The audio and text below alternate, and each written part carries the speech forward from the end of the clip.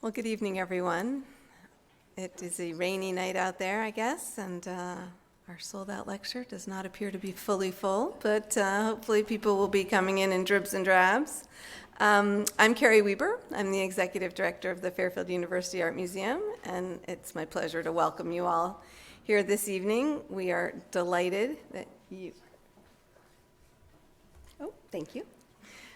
We're delighted that you all have joined us this evening for this very exciting evening, the opening night of Ink and Time, European Prints from the Wetmore Collection.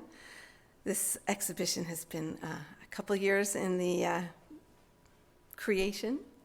Before I introduce my colleague, Dr. Michelle DiMarzo, and turn the evening over to her, I have a few remarks, as always.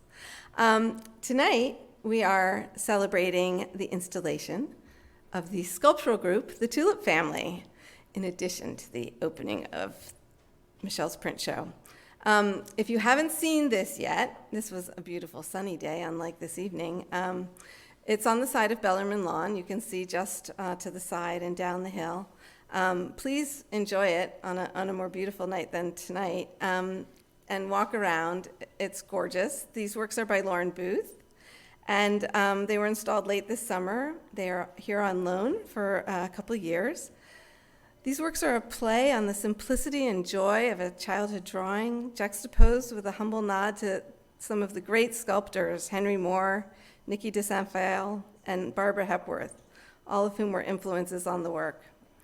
We're delighted that artist Lauren Booth is here with us this evening, and I'm sure she'd be happy to speak with you during the reception if you have any questions about the work.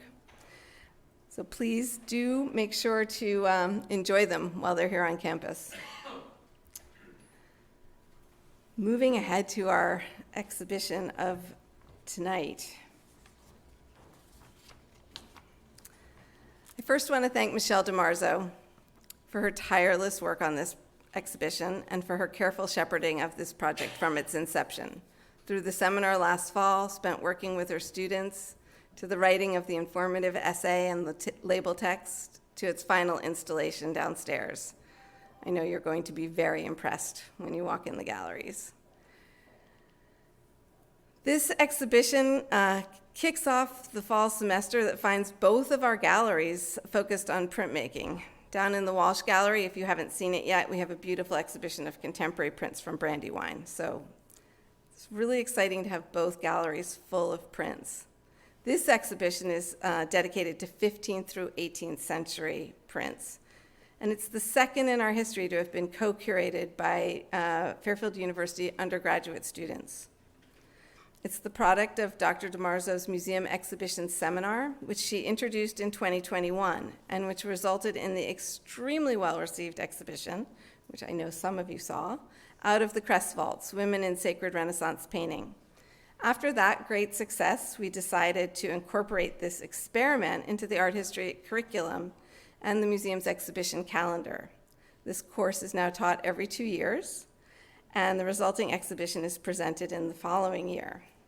I'm excited to share with you that the next exhibition in this series will be entitled Egyptomania, co-curated by our colleague Megan Pacwa, and will be presented in the fall of 2026. We're so very grateful to Connecticut College for sharing the prints in this exhibition with us and for allowing the students to have a hands-on experience with them during their seminar. At the college, this loan was graciously facilitated by Benjamin Pansiera and Ruth Shep, class of 40, Director of Special Collections and Archives, and Karen Gonzalez-Rice, Associate Professor of Art History. This exhibition, Ink and Time, is very nostalgic for me, as it was inspired by my own experience as an undergraduate at Connecticut College, using the Wetmore Collection as a student. Several of the prints in that collection have stayed with me, in my mind, to this day. This is one of them.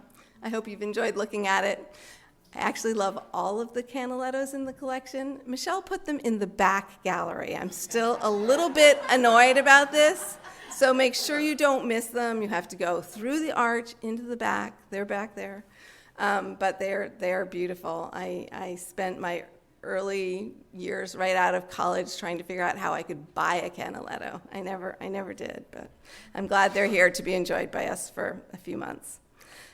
We're extremely grateful to the Samuel H. Kress Foundation for their generous support of this exhibition. Their grants allowing us to present an incredible array of hands-on workshops and demonstrations to increase student and community engagement with the process of printmaking, giving participants a deeper understanding of the artistry of the prints on view in this exhibition. People are always mystified by the process, so if you are one of those people, this is your chance to understand it. There are a few spots left, so let us know if you're interested in participating. We'd also like to thank M&T Bank Wilmington Trust for their support of this exhibition. Thanks, as always, go to my exceptional museum team, my colleagues for their hard work in bringing this exhibition and its associated programming to life. Michelle DiMarzo, Curator of Education and Academic Engagement, and fine exhibition curator, Megan Pacwa, Museum Registrar, and Heather Coleman, Museum Assistant.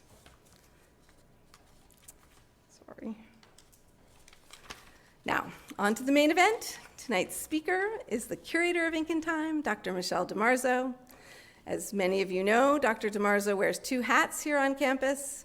She's both the Curator of Education and Academic Engagement and the Assistant Professor of Art History and Visual Culture in the Visual and Performing Arts Department. She completed her bachelor's degree right here at Fairfield before earning her PhD in art history from Temple University.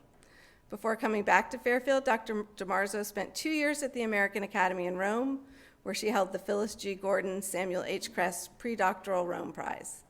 Since joining our small but mighty museum team, Dr. DiMarzo has curated 3 previous exhibitions for the museum. The Artist Collects, highlights from the James Reed print collection, and prints from the Age of Rodin, both in 2019, and the previously mentioned Out of the Kress Vaults in 2022. Now, to share more about this beautiful exhibition of European prints, please join me in welcoming Dr. Michelle DiMarzo.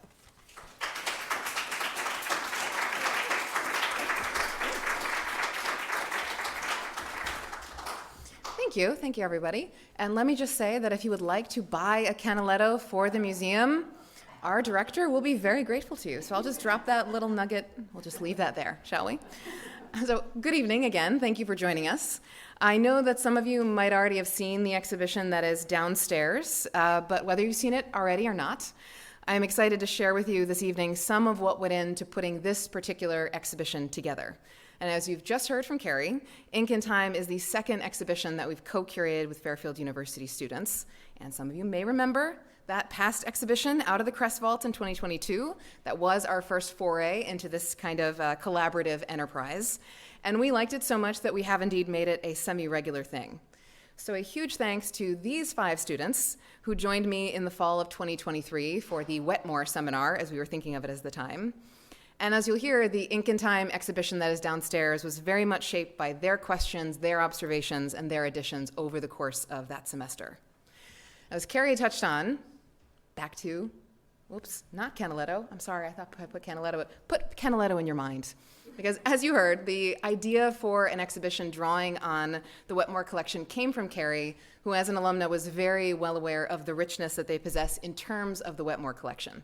So we are talking about hundreds of 15th through 18th century prints, almost all of them donated by a woman named Fanny S. Wetmore, about whom virtually little is known except for her name and the designation Friend of the College when she donated the collection in 1930.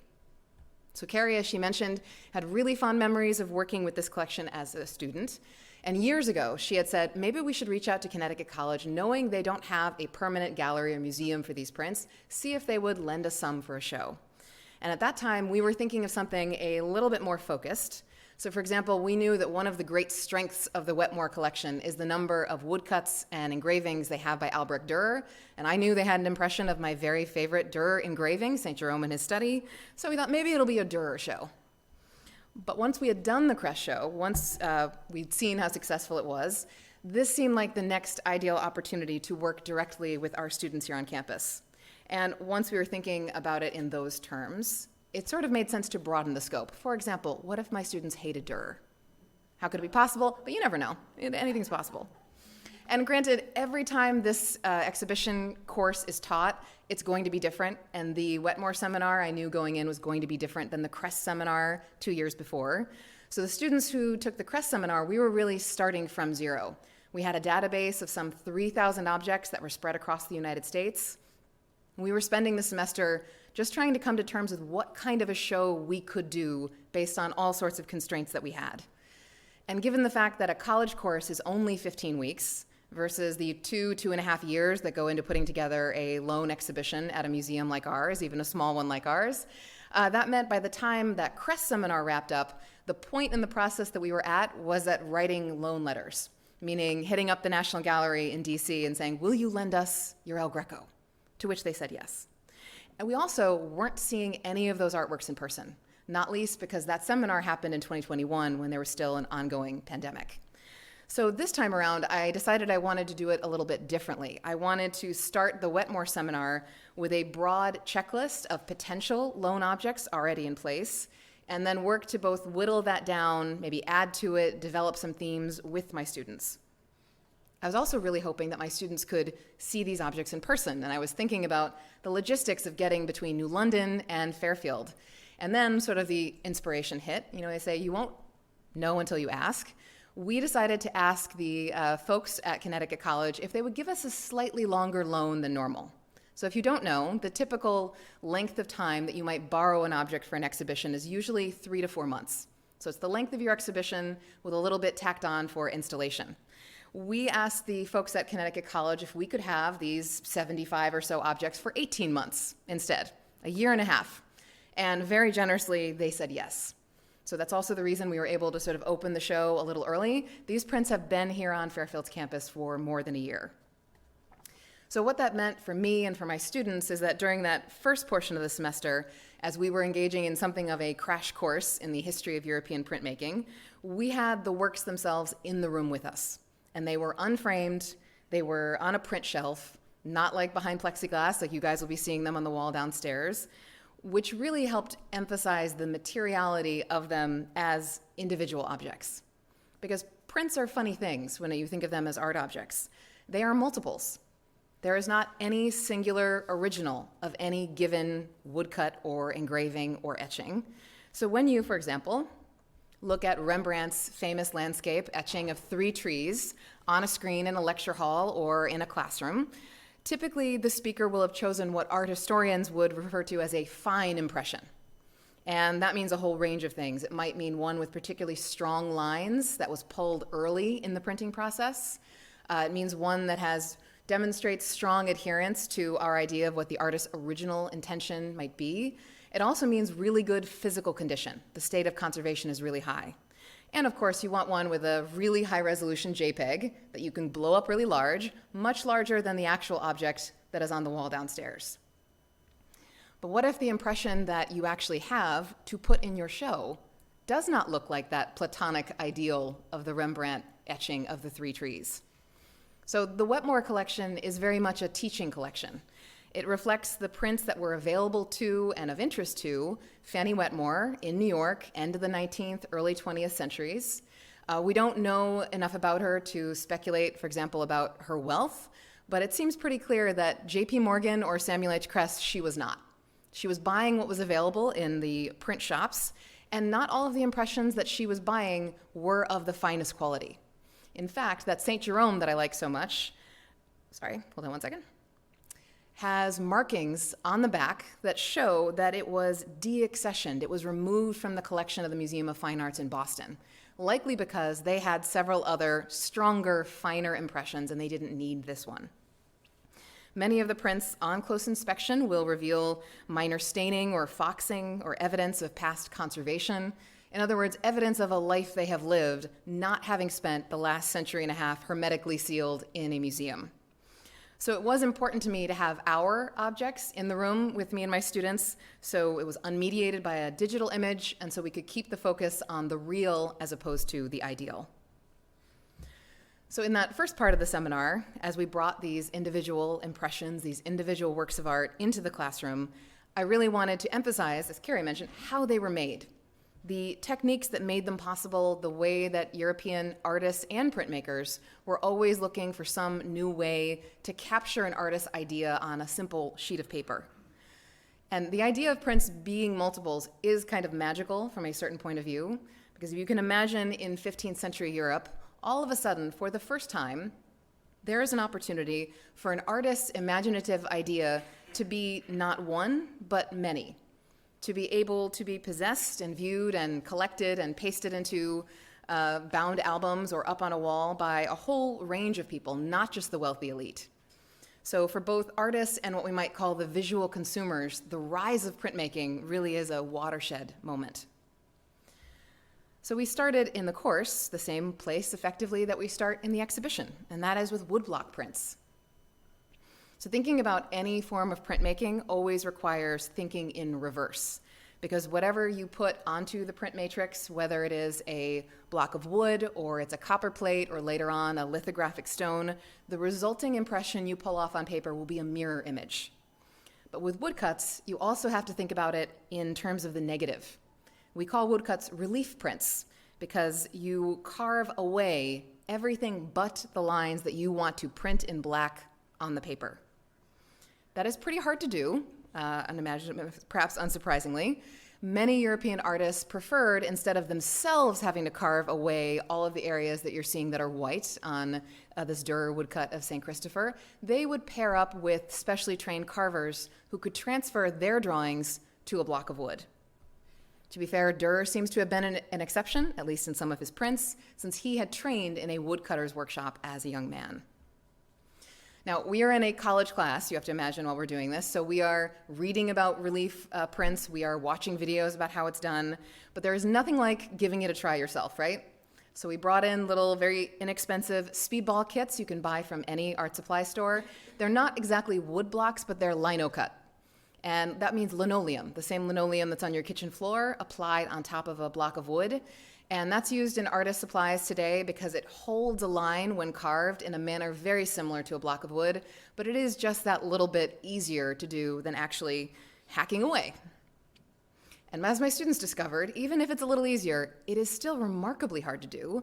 It is not a natural feel at all to hold this tool that has sort of a V-shaped groove in it and be gouging wood out, especially when you are trying to maneuver around delicate lines in your design. Because remember, you're trying to leave those black lines standing up. Remarkably difficult.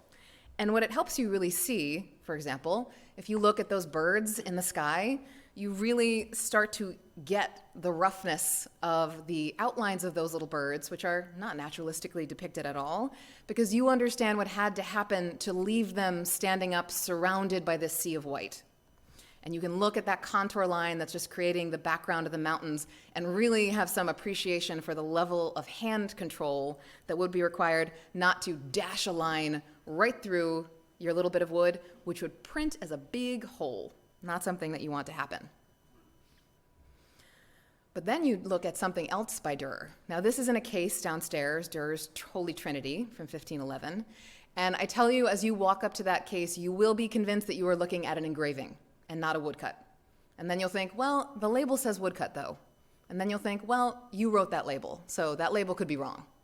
But in fact, it is a woodcut, and it is considered to be Dürer's most technically accomplished woodcut, because if we look in the area of the robe of God the Father, imagine what would have had to happen to remove those tiny diamond-shaped areas of white. He is working with a tool effectively like an X-Acto knife. He is just flicking up those little lozenges of wood, removing them to leave the appearance of this dense cross-hatching that is going to give the further appearance of gradations of light and shadow that tell you that that is a robe falling over the leg of God. It's an extraordinary amount of control. But from woodcuts, we moved on to intaglio printmaking. Here's St. Jerome back again. And that includes both engraving and etching, as well as aquatint and dry point. So if relief prints stick up from a surface, intaglio prints are carved in.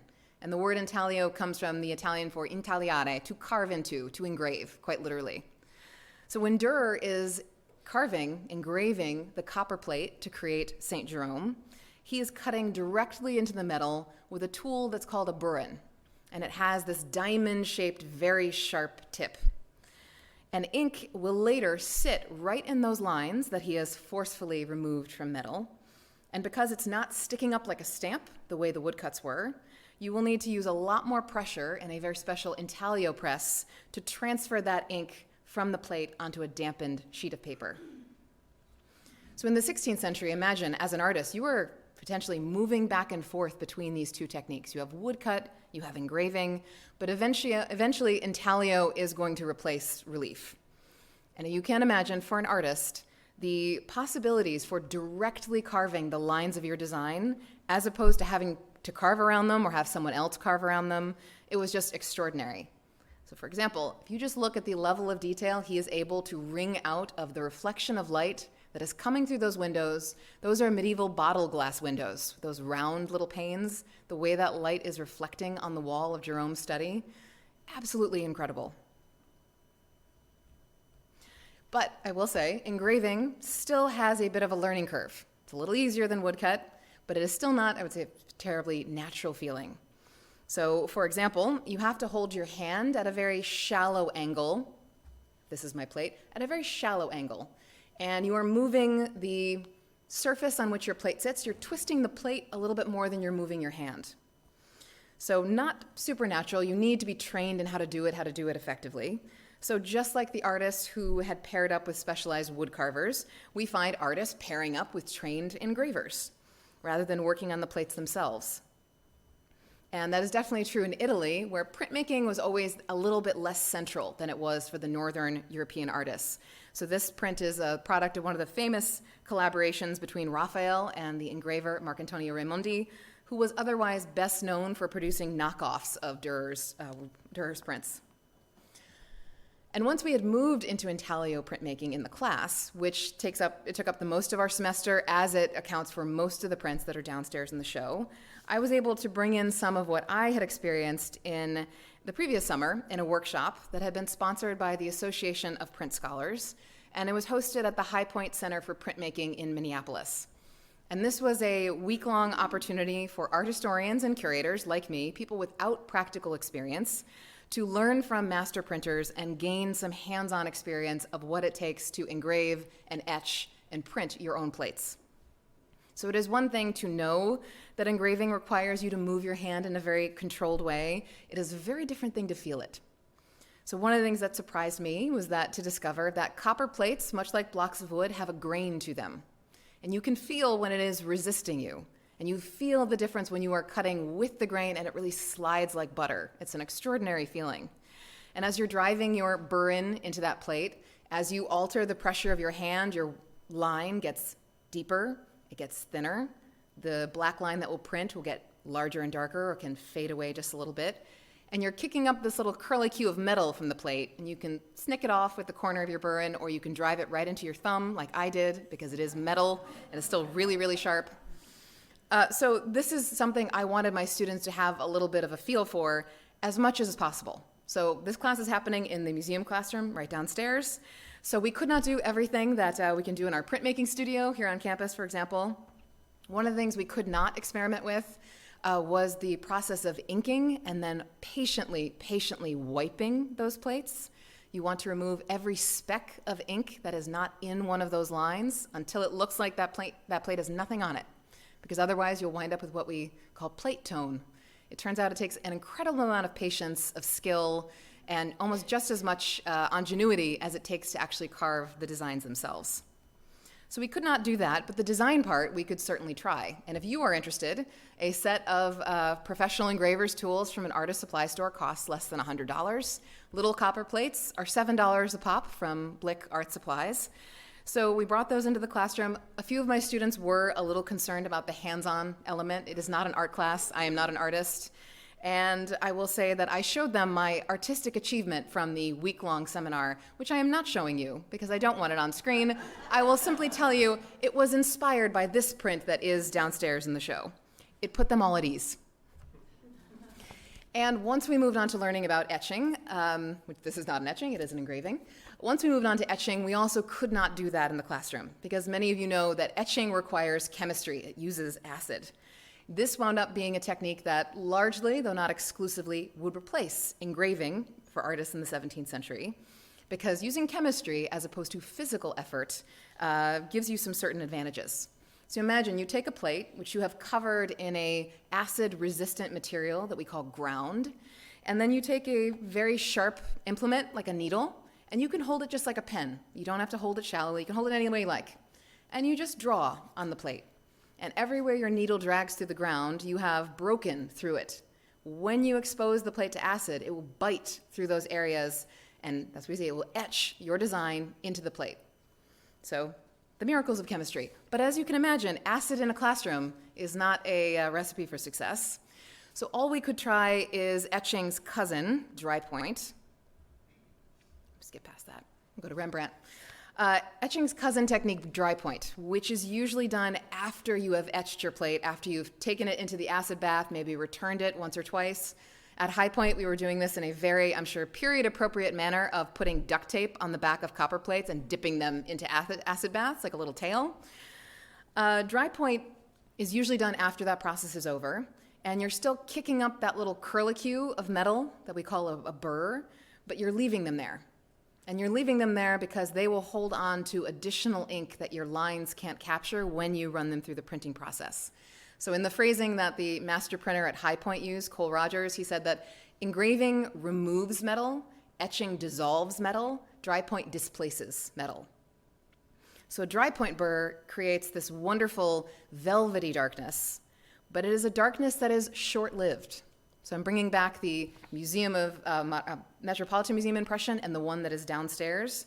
That little curlicue of metal can't stand up to the pressure of an intaglio press for more than maybe a dozen or more runs through. So if you look, for example, at the area of the water in the lower foreground, and you see that in the Metz impression, there's just more of a sense of inky darkness that is a little bit fading away in the Wetmore impression.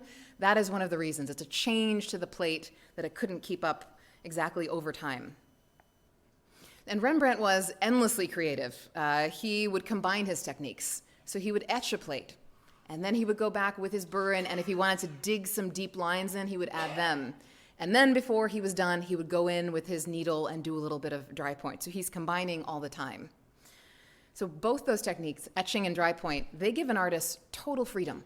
Your hand can move in whatever way seems natural to you. You don't need any specialized training. Obviously, for the acid and the ground and all of that stuff you do, but to just do the design, the barrier to entry for an artist was fairly low. So it is no surprise you find lots of European artists like Barocci and others, they are absolutely taking up etching. So as we saw, my students' responses to our even minimal forays into trying some of these hand skills ourselves in the classroom with what I had experienced at High Point. As Carrie mentioned, we knew we wanted to give chances to people who are coming to the show or interested in prints to get a little bit of that experience themselves. So we reached out to our friends at the Crest Foundation, wrote a grant to them, and they generously sponsored this series of demonstrations and workshops. Some of them filled up, so we've added a few others. These are the still, I believe, currently open sessions. And the gentleman you're seeing on screen, Chris Shore, is a master printer at the Center for Contemporary Printmaking. And during the demonstrations, he is in the gallery with all of his tools, walking you through what it takes to carve, ink, and print a woodcut, a relief type print, and an engraving type print. And then in the workshops, he's going to be guiding the participants through doing that themselves. So if you would like to get a little bit of that hands-on knowledge, please do sign up and come to one of those. So if one thing that emerged over the course of the seminar was the importance of understanding these underlying technologies that are making these fantastic works of art possible. We were also working, because it is a museum exhibition seminar, we were working and thinking about how do you effectively communicate that information to your museum visitor in writing.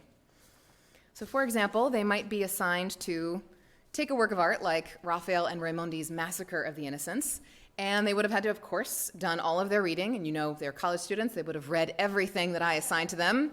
They've drawn in so much knowledge, and now they must distill that into a museum wall label of no more than 200 words, which sounds like a lot, but it really is not. They would have to decide what to leave in and what to take out, and then we would workshop that in class. And I think if you've been to a lot of museums, you've probably been to a museum or an exhibition where reading the wall labels kind of makes it seem like that curator is talking to a version of themselves, someone with exactly their level of experience and education. And that can be great, but it can also leave some folks out in the cold who don't have that same level of knowledge. And we're an academic art museum, so we do want to make sure that everyone is feeling welcome, that we are speaking to a range of audiences. So when we would workshop these label drafts in class, we would have to talk about how do you meet people where they are without dumbing anything down? How do you share some of what you find most interesting about an art object without info dumping everything you know for way more than anyone is going to stand there and read? And can you take feedback from your peers and distill your 200 words into 150 or even 100? So on the one hand, we were working on something that was very specific to a museum exhibition, but being able to do that kind of written communication, I think, is a very movable skill. And as I mentioned, the ability for me and my students to be working directly with the Wetmore prints during all of this meant we were spending quite a bit of time face-to-face with them. We were very aware of their condition, which I mentioned. They have lived a life. In the case of the Massacre of the Innocents, something of its life was very apparent on its face. So what you're seeing at the top there in the left of center is a place where at some point in its past, basic sellotape was applied to the back of the print to treat the tear. And then the shadow of that print, which is of course not archival, the shadow of the tape is burning through to the front of the art object. So as we are talking about what to put in our show, we're talking about what to cut over the course of the semester. Not everything made it in. So things that just did not seem to fit our emerging themes or things that my students frankly did not like, some of those wound up on the cut list. And we talked about, well, you really don't want to put an object that is not in good condition on the wall in the gallery. At the same time, how can you cut a print that is one of the iconic prints of the Italian Renaissance? So we struggled a little bit with that. And my students had also asked me very early in the semester, how many women artists will we be able to include in this exhibition? And my answer was not many, which reflects more of the collection that Fanny Wetmore put together and what she might have had access to or interest in, as opposed to the history of European printmaking, which did involve many women, especially as it went on. But in terms of what we had to draw from, the best or the most famous name was definitely Angelica Kauffmann, who in the 18th century made a name for herself, especially as a history painter, which was a genre that was thought of as a very masculine form of painting. She helped found the Royal Academy of the Arts in London. But this was the condition of the print that we were seeing in the classroom. So we have the same discussion. Should we put that on view? How can we take this off if it's an Angelica Kauffmann print, but we can't quite put it up there in this condition? So at this point in the semester, enter paper conservator Sarah Dove, who was herself an alumna of Connecticut College and had done some work with the Wetmore Collection in the past. Sarah was kind enough to come from her studio in Stonington down to Fairfield to meet with my students to talk about what paper conservators do and to perform an assessment of the prints that we wanted to include in this show. And then she gave us a quote for treating them, which happily was within our budget. So when you go downstairs, you will see an image of the pre-treatment image of the Kauffmann that's on the right is on the wall label with a short description of what Sarah did to reduce that staining. The Massacre one is not on there only because, as you'll see, that wall label was plentiful already. So printmaking is a fundamentally collaborative enterprise, which is something I knew as an art historian. I saw that very much in action at High Point. But one of the things I realized during my seminar that I found personally interesting was the way that that collaboration tends to be preserved in bits of abbreviated Latin that are scattered around the margins of many of these European prints. So, for example, with Raphael's Massacre, we have an inscription letting us know, quite obviously, everyone can clearly read this, letting us know that Raphael invented this and Marcantonio made it. Sure. And although it's a little bit effaced on the coffin on the bottom, we've got this inscription showing that she invented it in London in 1770 and John Boydell printed it in 1781. Of course, if you don't know what those inscriptions stand for, or if you don't know the language of Latin that they expand outward to, you still might not exactly understand what it is they are getting at. So if we go back through, their expectation is that you will both be able to expand those shortened abbreviations and then understand what they mean. So we see that this translates literally to Raphael of Urbino invented. He designed this composition, and Marc Antonio made it. Feck it. He put it onto the engraving plate and did that part of the inventive work. And then also on the Kaufmann print, on one side, letting you know that Angelica Kaufmann made the plate in 1770 in London. John Boydell, for whatever reason we don't know, doesn't get around to publishing it until 1781. It just so happens by that time, Angelica Kaufmann had moved to Italy, where she was going to spend the rest of her life. But they're making very clear the time difference between when she made it and when it gets published. So even though we speak often of the rise of printmaking as sort of democratizing in terms of increasing the access of who could own and have access to these art objects, there is still an expectation that the more educated side of consumers would understand these markings, would be able to expand them and translate them. They also remind us that these people wanted to be remembered. They put their names around the edges in these little inscriptions because they wanted their part in the process to be known and to be acknowledged. So, as I told my students, one of the privileges of being a curator is that you get to talk about the thing that you find interesting. So when you go down into the exhibition, you'll find that many of the wall labels make an effort not just to talk about the technique that made them, but to do some of that work of expanding and translating and giving context to what those little inscriptions mean. Now, of course, inscriptions, like every other aspect of art history, you still have to read critically. They may not give you the full or true story. So this print is hanging directly adjacent to the Angelica Kaufmann downstairs, and the inscription, which I know is very difficult to make out at the bottom corners of the print, tell us on the left that it says Ligozzi del. Of course, very straightforward, but they're expecting that you will recognize the name of the Italian artist Ligozzi, and del stands for delineavit. So Ligozzi made a drawing, which was in a collector's cabinet in Germany, and on the lower right-hand side, you're seeing the initials of Johann Prestel with an SC for sculpsit, or engraved.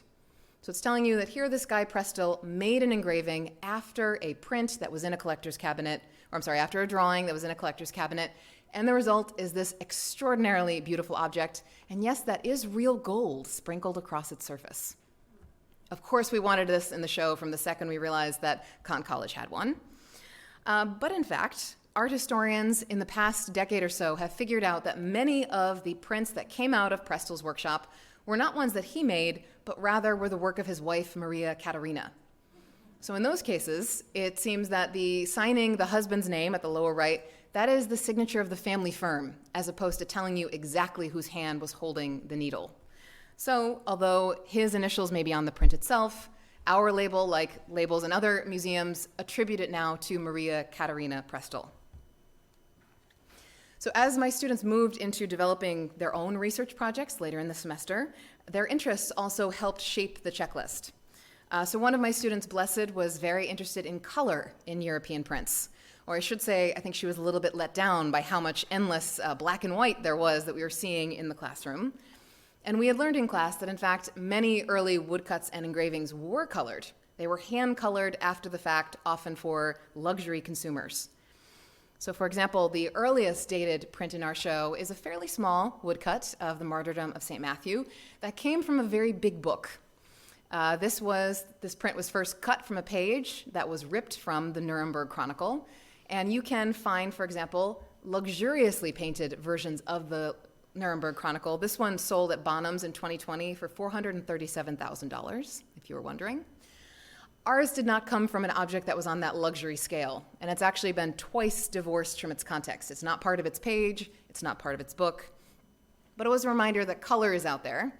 So Blessed went back to Connecticut College. She looked at their database, and she found that they did have an early woodcut that had hand coloring applied to it. So we asked for that and included it in the show. It's one of the earliest ones that is in the show. There was another student named Arabella who got very interested in animals as the subject of European art as they move from medieval bestiaries to becoming art objects or art subjects in their own right. So she found an additional print of horses that she really liked that we asked for, and we added that to what became sort of our animal wall, which also includes a tribute to the Fairfield turkey, though I'm sorry to say no stags. And I also made an addition to the checklist after the seminar was over. This print, which is based upon Michelangelo's Last Judgment in the Sistine Chapel in Rome, and it is the largest print in the exhibition. It is nearly 30 inches tall. It also has quite the inscription at the bottom, which I didn't spell out there, but even though the bottom left corner of the print has lost its edge, this engraver would like you to know that his name was Julius Bonassonius, Giulio Bonassone. He wants you to know that he is from Bologna, giving it in its Latin form. And he wants you to know that he made this after the painting by Michelangelo that is in the Vatican. And he gets very specific. He wants you to know that he drew it in black chalk and then he put it onto copper. AES is the Latin for copper. And he also wants you to know at the right corner that he has a privilegio from the Pope. He's got copyright. I mean, it's not really going to hold up probably to much, but he wants you to know that it is there. He doesn't want people copying his prints as it happened to folks like Dürer. Now, the irony for someone who is so interested in the inscriptions and the information that they carry and sort of expanding on that in the wall labels, I had spent a lot of time looking at this with its matte board open in the classroom and then looking at this lovely digital image on my laptop. And it wasn't until it was framed on the wall downstairs and we put the label up next to it, I looked at it and realized, oh wow, the matte board covers the inscription. You can't see the inscription. So it's okay, we had plenty of time before the actual opening, so we made a new label and included pictures of the inscription that you cannot see at the bottom on the label itself. Good reminder to always keep an eye on your actual object. Now, I cannot perfectly remember exactly why this print was not on the original checklist. I do believe it had to do with a little bit of snobbery on my part against poor Giulio Bonassone, because he was not the most skilled engraver of the Italian Renaissance, and in certain areas, his effort to translate Michelangelo's characters leaves a little to be desired. It is a little schematic. So you're seeing there what is often called Michelangelo's the damned soul on the left, and then you have what Bonassone is giving us. At the same time, I realize I should be cutting this gentleman some slack because he's trying to reproduce the entire altar wall of the Sistine Chapel on 29 inches of copper. And the other printmakers who did this in the 16th century, the most best-known version, used 10 plates of copper. So we should give him credit for what he is trying to do. And these engravings like this one, were hugely important in the Italian Renaissance, because you have to imagine that most artists, even if you live in Rome, you are not getting invited in to the Pope's chapel to see Michelangelo's frescoes. Unless you know someone who can sketch you a drawing, getting access to a print that gives you an idea of what Michelangelo is doing, a fresco that was called a school for painters, is really the next best thing. What's interesting about this print is that it also took on a function that neither Michelangelo nor Bonassone could have anticipated when the engraving was made. After Michelangelo died in 1563, the Vatican called in another painter who had worked with him in the past and had him make some changes to the fresco. So I'm just bringing back this comparison there. If you look at the muscular buttocks of the gentleman in the engraving, you will notice they have been partially covered in the actual fresco that is in Rome. So this unfortunate painter, Daniele da Volterra, he got the nickname the breeches maker because the Vatican called him in and had him put modesty draperies across most of the genitalia that had previously been waving freely inside the Pope's chapel. And this was not done lightly. It was done to suit a new period of reform attitude in Rome, the sense that the optics were bad, effectively, even though the theologically accurate nudity that Michelangelo had put up there had presumably been approved by the Pope at the time of its creation. Oops, went too far. So that means without Bonassone's engraving, we would only have hearsay to tell us what the print or what the fresco looked like before those changes were made. But instead, we have the testimony of an engraving made before the additions, and of course we are before photography. This is as close as we will get to sort of eyewitness testimony, even if, as we've seen, Bonassone is not the most perfect translator of what Michelangelo was trying to do. And this is not even a unique case. Artworks are altered, they are lost, they are stolen, and sometimes it is the reproductive prints made after them that are what give us some evidence of what was there. So reproductive printmaking was also a theme that we talked about in our seminar. It's often not the first area of focus, either for museum visitors or indeed for museum curators, but it was a massive part of the print industry in Europe. And I think we can imagine why. Imagine being able to own a representation by a famous artist, especially one that perhaps is too geographically distant from you or otherwise inaccessible. And imagine if you could bring that print home and put it next to, let's say, a copy of an artwork from the altarpiece in the church in your own hometown. You could put those together, like this print inspired by Rubens' altarpiece in a cathedral in Antwerp. You could put these things side by side. You could make your own paper museum. Artworks that would never have been able to be seen side by side in real life in your print collection, that could happen. And the term paper museum was coined to sort of capture what those collectors are doing. But as the first print historians start arising in the 18th century, there's sort of immediately a sense to see these reproductive prints as less than. And in fact, the guy we consider the first print historian actually coined the term painter-engraver to set apart artists who made their own prints, their own etchings, for example, from artists who worked in reproducing, making works based on the works of other artists. And that said, print historians more recently have really tried to undo that sense of difference and really see all of these objects on their own terms with their own histories. So here's an example of someone that Adam von Bartsch would have looked at as like, this is a guy who does his own stuff, not someone who's making things based on the work of another artist. So the theme of collaboration that I mentioned earlier, it stretches from the printmaking studio to the seminar room to the museum office, where we are a very small team. It is me, Carrie, Megan, and Heather. And the exercises that I had my students do of coming up with a draft and circulating it and getting feedback, we're doing that all the time with the text that we write for the museum. So I think it was at Heather's suggestion that we added a glossary to both the brochure and to the walls downstairs in a couple places so that we did not have to remember, well, did we define Burin, and what if you stepped away and you don't remember what it is when you get to that label? You have a bit of a reference to come back to. And I drafted in my husband to get really that outside perspective. And he pointed out that I kept saying after. And he said, after what? What does that mean? After. Both word after Rubens. And I'm like, what do you mean what? It means after. Art historians all know what this means. And he pointed out, well, not everyone is exactly following what you mean. He said, couldn't you just say based upon instead? And I said, begrudgingly. We could at least, in the way we sort of wrote and talked about these things, emphasize they are based upon the work of another artist. But you will see in the titles on the labels, we have kept that art historical convention of saying after another one. But I am going to return us closer to where we started with Albrecht Dürer, in this case his Adam and Eve of 1504. So here is an engraving that is so rich in terms of technique, in terms of iconography, that you could write reams about it, and scholars absolutely have in the past. But what to actually put on the label in the gallery? For example, it's the first engraving that you encounter after the woodcuts, so of course I wanted to talk a little bit about how the technique is different. I wanted to give a sense of the historical context, the idea that Dürer had been to Italy once already, that he was interested in humanism, that he was interested in ideal human body proportions, that he partially cribbed his figure of Adam from the sculpture of the Apollo Belvedere in the Vatican, but he still kept his Adam and Eve very German-looking in feature, like those who lived in Northern Europe.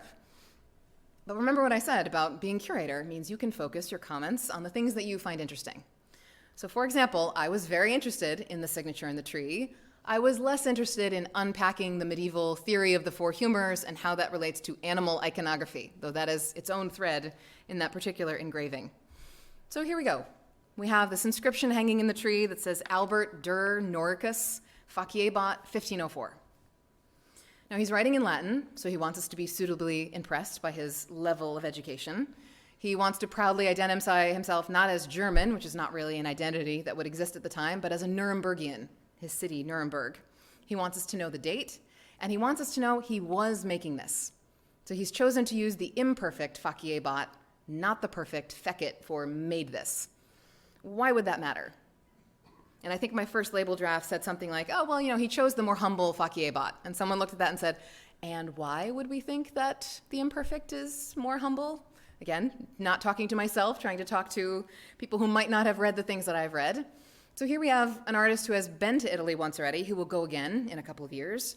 He's interested in peeking over the wall from Northern Europe at what the Italians are doing, the Italian Renaissance. The Italians are looking back at their own classical past for inspiration.